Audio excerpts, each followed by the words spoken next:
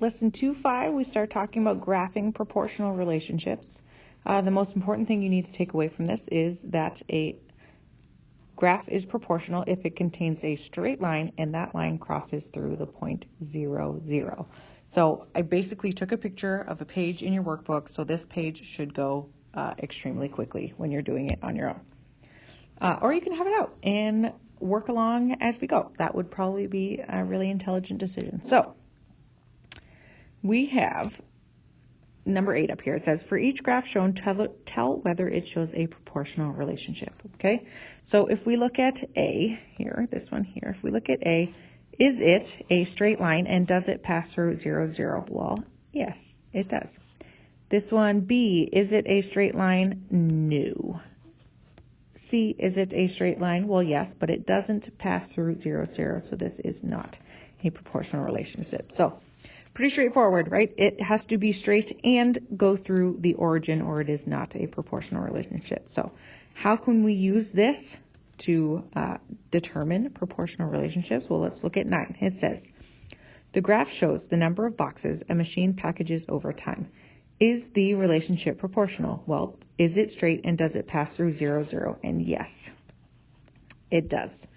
Then we go on to say, how many boxes does the machine package in 4 minutes? Well, the way that we need to do this is we find the 4 here and we go straight up to where the 4 touches the line and then we go straight over to the side. So mine are obviously not lined up properly, but in 4 minutes, the machine boxes 100 boxes. So 100 boxes per 4 minutes, and we can find out the unit rate by that. What is 100 divided by 4? Well, if we think of $1 divided by 4, that's going to be a quarter. So it packages 25 per minute. Okay? Pretty easy peasy. Number 10 says, does the graph show a proportional relationship? Well, we can say, yes, it's straight, but no, it doesn't go through 0. So no, we cannot use it to find the constant of proportionality. For number 11, it says the graph shows a proportional relationship between the cups of flour a baker uses and the number of cookies made. So it tells us it's proportional, but if you look over here at the graph, it is straight, and so straight. Check, check, and 0, 0, check. So it is proportional. We can confirm that. A says, what does the point 0, 0 represent in this situation? Well, what is 0? If you have 0 cups of flour, you make 0 cookies. So 0 flour equals 0 cookies, which I think we can all agree with. If you don't use flour to make cookies, you're not making cookies. Okay? What does the point 118 mean?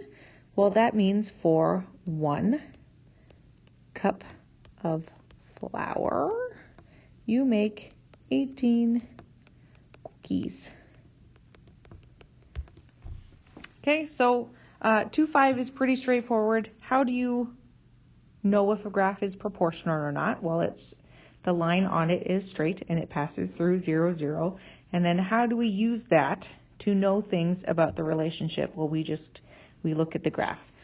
So just like on question 9, if we have 4 minutes, we take it straight up to the line and then straight over for a number of boxes, or vice versa. How long does it take to make 150 boxes?